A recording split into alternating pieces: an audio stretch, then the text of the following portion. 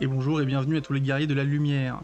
Ici Daga Arken et on se retrouve aujourd'hui pour un nouvel épisode de Un jour, un job fantôme, la série de vidéos dans laquelle je reviendrai chaque jour sur un job fantôme différent issu de l'île de Lunul. L'épisode d'aujourd'hui est consacré au job de l'invocateur. Il s'agit bien sûr d'un DPS magique à distance qui excelle dans le fait d'infliger de très lourds dégâts. Il paiera cependant cette capacité par des temps de cast extrêmement longs qu'il vous faudra donc gérer minutieusement. L'invocateur est débloquable dans la seconde partie de l'île de Lunul, la partie septentrionale de l'île. Il vous faudra pour cela débourser 1600 pièces de platine auprès des PNJ marchands de la région afin d'acquérir l'éclat d'âme nécessaire. Une fois ce dernier en votre possession, vous pourrez donc jouer votre invocateur jusqu'au niveau 5 et ainsi bénéficier des 5 actions qu'il a à vous offrir. Détaillons-les rapidement. Muraille est la seule action à vocation défensive que possède l'invocateur. Il s'agit d'un shield que vous pouvez mettre sur vous-même et sur vos équipiers pour une durée de 10 secondes. Avec un temps de recharge de 120 secondes, vous pourrez utiliser Muraille plusieurs fois par combat. N'hésitez donc pas à en user et en abuser, c'est véritablement un sort qui pourrait vous sauver la vie, vous ou vos alliés. Ce serait particulièrement utile sur les Red White par exemple, de la Tour de la Force ou de la Tour de la Magie extrême. Les 3 prochaines actions de l'invocateur fonctionne selon un principe semblable à celle du mage rouge dont nous avions déjà parlé hier. En effet, Orage, Divine Comédie et Fulguration sont 3 actions quasiment identiques, ne se différenciant que par leur affinité élémentaire. Lors de l'utilisation d'une de ces 3 actions, les 2 autres se mettront en cooldown, ce qui signifie que vous ne pourrez utiliser que l'une d'entre elles toutes les minutes. Il faudra donc choisir minutieusement laquelle utiliser. Notons toutefois qu'avec une puissance de 600 qui augmente jusqu'à 780 si elle est utilisée sur la faiblesse élémentaire de l'ennemi, ce sont véritablement des actions avec un très gros potentiel offensif.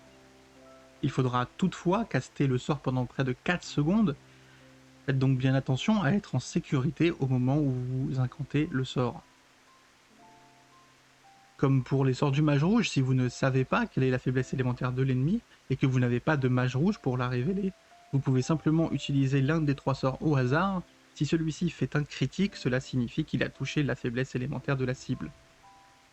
Enfin, comme vous pouvez le voir, vous avez un sort de feu, un sort de foudre et un sort de vent. Vous n'avez donc pas de sort de glace. Dans le cas où la faiblesse élémentaire de l'ennemi serait donc un sort de glace, vous pourrez utiliser n'importe lequel de ces 3 sorts de manière indifférenciée, simplement pour les dégâts de base du sort qui sont déjà très élevés. Ces 3 sorts ne sont pas le seul potentiel offensif que possède l'invocateur. En effet, lors de son arrivée à son dernier niveau, le niveau 5, vous obtiendrez le sort Méga Atomium. Celui-ci fonctionne un petit peu comme un ulti pour le job. En effet, avec une puissance de 1000 et un temps de cast de 6 secondes, c'est véritablement un sort extrêmement puissant qui est dépassé seulement par les quelques frappes brutales ou zéninages dont nous avions déjà parlé dans des précédentes vidéos. Avec un temps de recharge de 90 secondes, vous pourrez l'utiliser plusieurs fois par combat. Faites attention, il n'est pas toujours très facile de savoir s'il est préférable d'utiliser Méga Atomium toutes les 90 secondes quand il revient, ou lors des bursts toutes les 2 minutes. Cela dépend un petit peu du job que vous jouez vous-même à côté, de vos alliés autour de vous, du contexte, etc., etc., de la durée du combat bien sûr. Prenez donc vos décisions en conséquence et faites très attention au temps de cast. En effet, avec un temps de cast de 6 secondes, il vous sera très difficile de le lancer sans vous mettre en danger. Notons que toutes les actions dont nous avons parlé pour l'invocateur ont un temps de cast qui est incompressible. Vous ne pourrez pas modifier ce temps de cast avec les statistiques de votre personnage, ou avec des sorts ou des traits passifs comme la chaîne de sorts du mage rouge par exemple, ou la magie prompte bien connue des casteurs et des soigneurs. Il vous faudra donc à chaque fois, pour chaque action de l'invocateur, subir le temps de cast complet de l'action.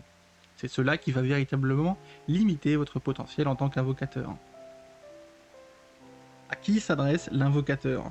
L'invocateur, de par son design, s'adresse évidemment à des DPS plutôt magiques ou des DPS à distance, peut très bien fonctionner sur des DPS physiques à distance qui souhaiteraient augmenter leur potentiel offensif.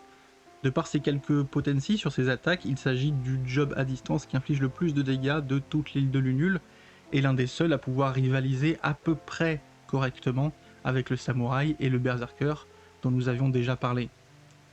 Notons toutefois qu'il est particulièrement efficace en conjonction avec le mage noir, puisque le mage noir possède le buff d'Enochien qui augmente ses dégâts magiques de 30% de manière permanente. Cela fonctionnera sur toutes les actions de l'invocateur, ce qui lui permettra véritablement d'infliger des dégâts colossaux.